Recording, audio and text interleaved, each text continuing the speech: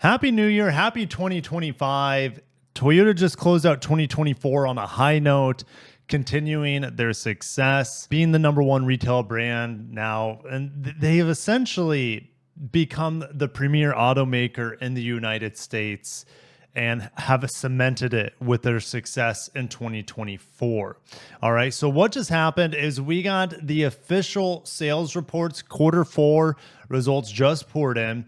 And if you missed my Lexus video talking about how they destroyed 2024 and 2025 is going to be even more impressive for them, go and check that out. But parent brand Toyota has a lot going for them with a strong 2024. 2025 will be better in a lot of ways, like it will be for Lexus. Like Lexus's downfalls, some of that is, of course, on parent company Toyota and is affected through Toyota's lineup. And so those things, some of those things will be, in theory, really rectified in 2025, and their momentum is going to be impressive. We got so many new things coming in 2025 for Toyota. Most of them, I'll be honest, are going to be surprises, like with the new Celica/MR2. But the big thing is going to be the new RAV4. The new RAV4 coming in 2025 is going to, it's almost scary because the new Camry is so much better overall as an overall package than the competitors. The Accord hybrid is close. The Sonata hybrid's good too. But in terms of the affordability, fuel economy, the overall availability of features and options, the new Camry is great. And that helped set all sorts of electrification records for Toyota here in the United States in 2024. And so I'm excited that the RAV4 is going to be taking it. Like the Camry is important to them, but they can just be super conservative there because they've already won that segment.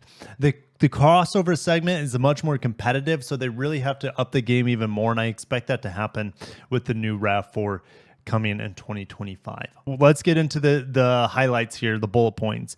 Year-end electrified Toyota and Lexus sales surpassed 1 million units for the first time ever, surges 53%, and electrified units make up more than 43% of total sales volume. On the Lexus end, it only makes up about 36%. So that means the Toyota volume is even higher than 43% in terms of electrification penetration. 30 electrified vehicles options available throughout the Toyota Lexus lineup. There's going to be more in showrooms throughout 2025. I honestly don't know what they would be because you'll see here that we have plenty of hybrid, plug-in hybrid electrified options. So it's going to be interesting to see what other electrified options. I mean, the 3-row EV's been delayed in theory till 2026. So we already talked about Lexus having the best year ever, and Toyota brand projected to be the #1 retail brand for 13 consecutive years. What does that mean? Well, General Motors, for example, sells more volume than Toyota, but General Motors sells a ton of fleet volume. So they'll sell lots of rental cars. They'll sell to airports. They'll sell to police departments. They'll sell to Ford does that too, right? Toyota sells pretty much mainly to customers. There's maybe, I don't know, a small percentage of fleet, but the Koreans are figuring this out too. And stay tuned for my Korean automaker sales breakdown. The Koreans, their products have gotten so much better over the years that they don't have to make less money and sell excess volume to fleet sales. They can make a premium revenue and premium profit off of selling directly through the dealerships on the retail level to customers. All right, that's where the money is, and Toyota does it better than anyone else. So year-end 2024 sales for Toyota was a little over 2.3 million vehicles, an increase of nearly 4% on a volume basis and 3.1% on a daily selling rate compared to 2023. So we had more selling days in 2024 than 2023. And 24 fourth quarter was 603,000 vehicles, a decrease of 2.7% on volume basis, and a decrease of 5.2%. So while their fourth quarter was good, Lexus is doing seemingly quite a bit better than Toyota in the fourth quarter. And if you look at December at 209,000, but essentially 210,000, we saw a decrease of 7% on a volume basis for Toyota. That's possibly a bit worrying as we go into 2024. Sorry, leave 24 into 2025. This is the sort of stuff that I look forward to. Let's read into this. All right, this is from Jack Hollis, their Executive Vice President and Chief Operating Officer at TMNA.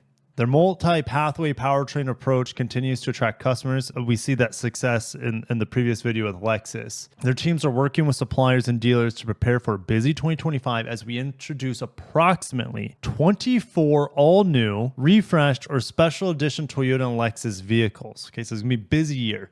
Oh, gosh, the special edition things, most of them are nothing burgers. They're either like, I don't know, Blackline editions on a Lexus, or they're like Woodland editions on a Toyota. Most of them are not that special. They're kind of just like special colors or decals, maybe special badges, but most of them are not that special in my observation. So unfortunately, when they say special edition Toyota and Lexus models, maybe 10 of those could be Nightshade, all right, Toyotas. It's hard to say, all right. Will it be? I don't expect, actually, when I didn't looking forward to 2025, I don't expect Toyota to have that crazy of a year with new product, nor Lexus. I think it's a pretty quiet 2025. I think they'll have a few surprises in there. The special edition stuff might take up the majority of this 24 all new refreshed special edition volume. All right. So battery production is starting at their nearly $14 billion North Carolina battery plant also this year, which is going to help. We'll talk more about it in here in a little bit. It will help uptake a lot of different vehicles for Toyota and Lexus, and just with so much better volume and availability, especially plug-in hybrids. Here's the thing. I mean, this is the biggest thing right here, and we talked about this with Lexus. The lowest incentives among full-line manufacturers. Lexus doesn't need to incentivize their vehicles hardly at all. Toyota, the same thing. You're probably not going to get the best deal on a Toyota because the demand is still so high for them. And since demand is high, Toyota doesn't need to offer special rates. They don't need to offer as many cash incentives. All right. So they're not the best manufacturer for the best deal right now. Now, some will say, Kirk, upfront price is one thing, but Toyotas are super reliable. Traditionally they're very reliable. Things have changed recently, right? So people seemingly have no issue paying a premium price for Toyota Lexus models right now because they have really good product, excellent hybrids, good designed vehicles, good features, and people trust Toyota and Lexus models. And so they're able to charge a premium and they're able to not discount them. So Lexus and Toyota have this big feather in their cap saying all these other manufacturers are trying hard to sell their cars. We don't even have to try hard right now. All right. This is a flex right here. All these other things too are flexes, but this one is the biggest flex in my opinion. So let's look at these. I mean, there's quite a few highlights here for the Toyota division. Best all-time electrified sales of 56%. Again, guys, about 45% of total Toyota volume is hybrid. By the end of 2025, it should be past 50%. Projected to be number one retail brand for 13 consecutive years, but not only that, projected to be number one retail brand for passenger cars. That would mean non-trucks, right? For 13 consecutive years. 6 Toyota brand vehicles starting under $30,000. All right, you guys help me with this. Does the Tacoma start under $30,000? I know the Corolla does, the Prius does, the Corolla Cross does, the RAV4 does, the Camry does, is the last one the Tacoma? Potentially. You guys will help me out there. More than $1 billion in accessory sales, a best ever. That is wild. Camry, number one passenger car in America for 23rd consecutive year. That's a flex. Tacoma, number one pickup truck in America for the 20th consecutive year. Also a flex. RAV4, best-selling SUV in the U.S. for the 8th consecutive year. A huge flex. Total cars are up 4.2%. Corolla hybrid up 4.6%. Camry up 6.6%. Isn't that interesting? People were like, how is Toyota going to be able to get Camry sales, when they go full hybrid, how are they going to have that many batteries, etc.? Well, it didn't stop them from being up 6.6 compared to last year, 6.6%. That is wild for a sedan to have a year of growth. Prius up 17.5%, but they weren't really available last year due to stop sales, recalls. It was a mess with the Prius in launching. So the Prius volume should be a lot higher, but since the Camry is so much better deal than the Prius and they cost about the same. That's the problem with the Prius. The Prius is cute, hatchbacky. The Prius has got far more curb appeal than the Camry, but the Camry is just a better vehicle. And also you have the cheaper Corolla hybrid to undercut the Prius. So the Prius is no longer going to be a power seller ever again in Toyota's lineup, I don't suspect. Total SUVs up 3.6% for the year. BZ4X up 99%. RAV4 up 9%. RAV4 hybrid up 29%. As the next RAV4 comes out, which I suspect to be fully hybrid or plug-in hybrid or potentially EV variant, these numbers are not a surprise that they're growing very fast in the hybridized or electrified variants of the RAV4. Corolla Cross up about 31% and the hybrid up 129%. That's the only way I'd be getting the Corolla Cross is the hybrid variant, in my opinion. Anyways, I've ranted about the non-hybrid Corolla Cross many times. Grand Highlander up 49%, and that's with many, many months taken out due to stop sale and recall. That will go up. Sequoia up 17%. Sienna up 12%. Tundra up 27%. The hybrid is up on it as well. Toyota certified vehicles are up. We already covered Lexus in the other video. So let's get into the individual model sales. Corolla had a break-even year on the volume percentage, but it's had a really low percentage finish, minus 25% essentially for December. Don't know what's going on there. It's really surprising. Maybe something's going on with the Mississippi plant, or maybe something's going on with the hybrid production over in Japan. That one's people need affordable cars, but the Corolla to be down so much is interesting. I don't understand that one. Supra, it's a niche product. It could be discontinued soon for a new generation. That's the talk. And all Toyota built Supra, not built with Subaru like the GR8. I was looking at the GR86 here. GR86 actually up on the year, up 3% on the year, but not heading in the right direction. I'm not quite sure. Maybe winter is not a good time for small car purchasing. I'm not sure what's going on. Mirai, rest in peace, fuel cell. Crown. Well, the Crown sedan's fine. I've reviewed plenty of them.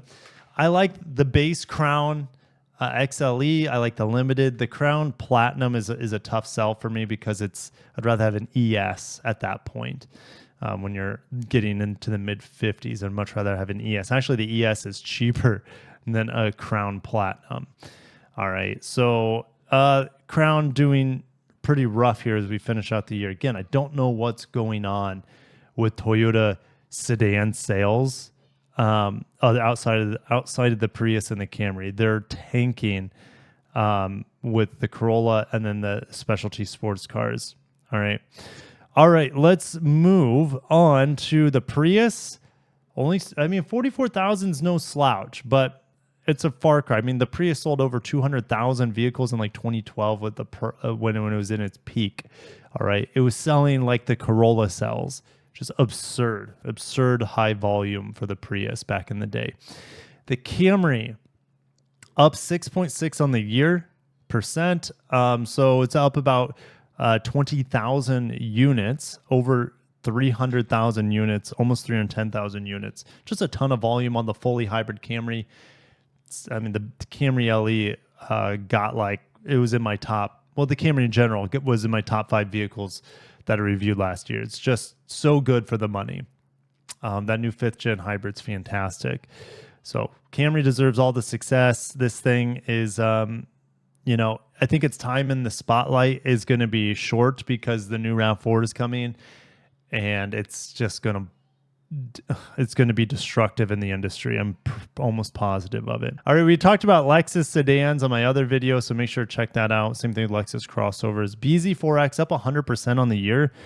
They've sold 18,000. If we compare that to like the Lexus RZ, it's about double the volume exactly. So I don't know. The BZ4X, again, these vehicles are not the best EVs out there. If you get a killer lease deal on them and only drive in town, they're really good for what they are. It's in-town EVs, but they're just expensive. Even though the BZ4X had a nice price drop for 2025 model year, still just yeah, I'd rather have their Toyota's hybrids. All right, RAV4 up 9% on the year. Is this the best year ever for the RAV4? Did I miss that? Was that a highlight? Let's look at RAV4. Best-selling SUV, but was it the best-selling car or like best-selling year ever for the RAV4? I'm going to look this up. Yeah, I mean, go into good car, bad car. The RAV4, I don't even see Toyota talking about it in their highlights unless I just blatantly missed it. The RAV4 smashed its all-time sales record. The previous sales record for it looks like it was in 2019, pre-pandemic, and they just outsold it by about 30,000 units, maybe a little bit less, maybe 25, 27, 28,000 units, whatever. They smashed it. That is mind-blowing that they're able to produce that many RAV4s, and it's just the beginning, guys, because when it goes full hybrid, the demand for it is going to go through the roof. They might try to make 500,000 sales in 2025, 2026, whenever they're going to get there. I would not be surprised if Toyota is able to get to 500,000 sales of the RAV4 at some point in the next couple of years. That is absurd, an absurd amount of volume outside of the main pickup trucks. But a lot of those pickup trucks for Chevy and Dodge, or should I say Ram, a lot of those are fleet sales. A lot of these RAV4 sales, the majority of them, the vast, like I would say 90% of them are retail sales. Just absurd. And it didn't even have that good of a December. And it still had a positive nearly 10% year with an all-time sales record. All right, look at also the huge volume on the Corolla Cross. The Corolla Cross has sold 93,000, almost 100,000 units out of the plant in Alabama. The total production capacity is 300,000 vehicles there. Half of it, though, is for Mazda. So 150,000 is the cap. What I would like to see, so since they have so much volume left, Toyota should be making that small pickup truck in that Alabama plant. They got about 50,000 units of available production capacity. 50,000 units is not enough for that small pickup truck. They would be selling 200,000 a year, I bet, if they were able to bring that to the market, that small hybrid Toyota Stout. That's where Toyota's putting leaving a lot of money on the table, letting the Ford Maverick just have a heyday with that vehicle, because there's zero competition. The Hyundai Santa Fe has no hybrid. It's not as good of a vehicle as the Ford Maverick. So maybe Toyota will get their stuff together and bring a small pickup truck out of that plant in Alabama. But I just don't want to get my hopes up, and Toyota's just showing that they're no urgency to just make money on a small pickup truck underneath the Tacoma. Crown Signia has sold 10,000 units in 2024. Remember, against the normal Crown sold about double, but the normal Crown was available for sale the whole year. And that's probably why the normal Crown's volume is so down. The normal Crown and the Crown Signia are probably want to sell somewhere around 30,000 total between the two. So that makes sense, while the Crown is down and the Signia is now available at a better availability here. So look at the normal Crown, 800 units, and the Crown Signia 3 to 4, almost 3.5 times outselling the normal Crown, which it should. Love the Signia, but again, the Camry's is so much of a better buy. Signia, long live wagons. Venza, rest in peace. It's really sad to see this vehicle go. It lives on as the Harrier in Japan. I'm going to miss the Venza. It was pretty much a Lexus with a Toyota badge. Yeah, I'm going to miss it. Highlander. Well, the volume's down massive here, down 50% on the year, down 75% on the month. Highlander could be discontinued eventually. And the reason is we have the Grand Highlander and there's going to be this new 3-row EV. But I mean, why is the volume down so much on the Highlander? It's hard to say. It's not like there are major changes going on with it. Grand Highlander finally back. Now, The Lexus TX, they sold a little bit over 50% of where they wanted to with that vehicle. If we look at the Grand Highlander, it sold 71%. Toyota could probably have an extra 60,000 vehicles there for this. So roughly 130,000 units is what the Grand Highlander is going to sell next year in 2025. Just bonkers. It will easily be their best selling crossover outside the RAV4 now that the Highlander has given up its production capacity for the Grand Highlander. Very, very interesting. 4Runner. Here's the thing. The 4Runner sales are in the tank. We're still waiting. It's in the tank as they switch over to the new model, right? It's down 95% as people bought up the remaining 5th gen 4Runners. So I'm driving the 4Runner just a couple of weeks, the new one. The sales volume will go back up, but it will be interesting to see how well it sells compared to the old, like, indestructible 4-liter V6 4Runner. All right. Sequoia, up on the year, down on the month. And the Land Cruiser, well, they only sold one last December. Land Cruiser sold about 30,000 units last year. All right, so let's look at the Sienna, the Tacoma, and the Tundra. The Sienna's volume, I made a video on this. The Sienna's volume is healing. It's getting back up. 75,000 units. They could sell double this, in theory. Probably they could probably sell double this, but it's maybe they're reducing Highlander volume to, I don't know, to make way for more Sienna volume. It's hard to say, but Sienna, 36 to 45 miles per gallon, depending on how you drive it and the conditions. It's so good as an efficient family hauler. It's flawed in many ways, the Sienna, but because there's very little competition, I know the Carnival finally has a hybrid that's finally getting some competition for this vehicle. But yeah, the Sienna absolutely needs to have more production volume because the demand is just stupid for it. The Tacoma, down about 18% on the year, but look, the Tacoma volume is picking back up. It's up about 17% on the month of December. They still sold 192,000 units despite having a really rough beginning of 2024 with the Tacoma. They seemingly got it running at a high clip now. And the Tundra, up 27%. This is off the backs of the big recall, the twin turbo V6 recall. Toyota, I don't know why I haven't had my highlighter out for you guys. I apologize. It's too little, too late, right? But the Tundra, very impressive that the sales volume is so high here. The uptake on it's so high. And the Sequoia is doing well too. So they're at max capacity. They're absolutely at max capacity at that plant in San Antonio. About almost 180,000 vehicles, something like that. They can't make any more. So it's at cap, I would say. And so this number looks great this year. It's just going to be flatline for most of next year because they just can't rattle off any more trucks out of that San Antonio plant. All right. So Toyota looking very healthy. If we look at Toyota division overall, up 3% on the year, with Lexus up about 4%, right? Lexus up 8%. The Toyota cars up 4% thanks to the Camry. Toyota SUVs up 3.6% thanks to the RAV4 having just a bonkers year with 475,000 record-breaking sales. So let's get into the hybrid stuff. I mean, hybrids are printing money for Honda, the Koreans, for Toyota.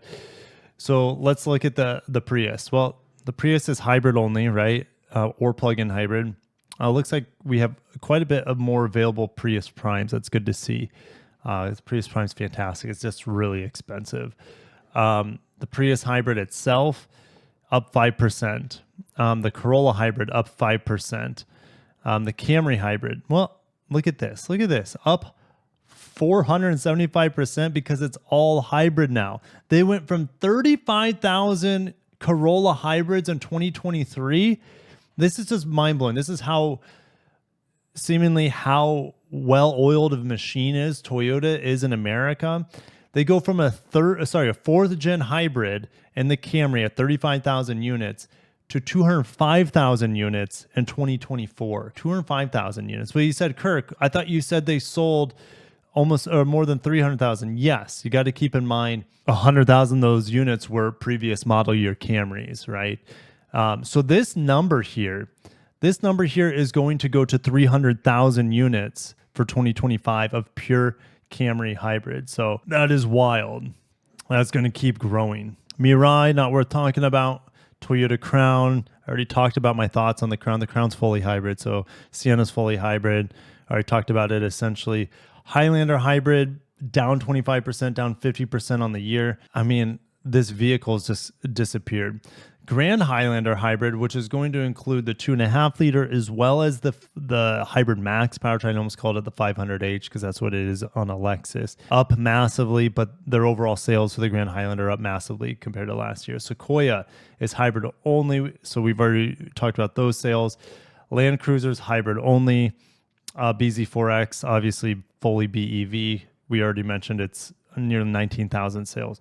RAV4 hybrid, up 29%. For hybrid volume there. Isn't that crazy? 208,000 RAV4 hybrids. By the end of 2025, more than likely with the new model, it's going to be fully hybrid. 500,000, up to 500,000 fully hybridized RAV4s. Now, you got to keep in mind some of that's RAV4 Prime. The RAV4 Prime should go up massively as well because of the North Carolina battery plant opening up. RAV4 Prime availability should be going through the roof, double potential by the end of this year. It's great news because this vehicle is unreal. Now, this is already outdated because they killed off the Prime naming. It's now just RAV4 PHEV. Same thing for the Prius. It's now Prius PHEV. It's no longer called Prime. So they're just streamlining the names throughout the world. We're almost done here. Corolla Cross hybrid up around 28%. Crown Signia, already talked about that. It's full hybrid. Venza, rest in peace. Tacoma hybrids, we don't have anything to compare to. And Tundra hybrids are up 22%. So if we look at Toyota electrified vehicles, they're up 56%. Lexus, not quite as high, but still up 34%. Next year, 2025, Toyota will be majority electrified in the United States. I'm almost certain of it with the RAV4 going more electrified. Better availability for the full year of hybrid-only Camrys, and better availability of hybrids and plug-in hybrids due to the North Carolina battery plant. So that's going to be a thing. And just the excitement of the new RAV4, it's been delayed. It's supposed to be revealed at the LA Auto Show in 2024. It was a no-show. Toyota essentially was a no-show at the show. I hope I have very exciting news as early as this spring, I'll say that, if there are no more delays with the RAV4. Toyota will have an even better year next year. Because better hybrid availability with a new battery plant, better availability with the Land Cruiser, better availability with the Grand Highlander. They're just going to be running hot again. I know production has been down for Toyota globally for the past year essentially, but I expect Toyota to outsell 2024 with the 2025 sales volume with better availability on the Grand Highlander. Oh, that alone is going to set them over. And the RAV4, this thing is it just smashed a sales record. That's hard to believe, but they did it. And Toyota, they seem to be an unstoppable force here, not shelling out hardly any money for incentives, really low supply. Lexus is like a 5-day supply. Toyota's probably, I don't know if I have numbers on Toyota supply, but I know it's well under a month. The average is 89 days supply with Toyota, Honda, BMW, Subaru, Kia below that average. All right. And the opposite end, Ford, Jeep, Ram, Mercedes-Benz, Nissan have the highest days supply. Anyways, thank you guys for watching. I will be doing more videos in the coming days recapping the sales and the success or lack thereof of the rest of the automotive brands you see on this list. Thank you for watching. I've said that a million times. Check out my Lexus video and make sure you subscribe so you don't miss my updates. I'm also leaving in 2 days to go to Vegas to preview some cool new things for Honda and their 0 Series EVs. Catch you in the next one, and peace out.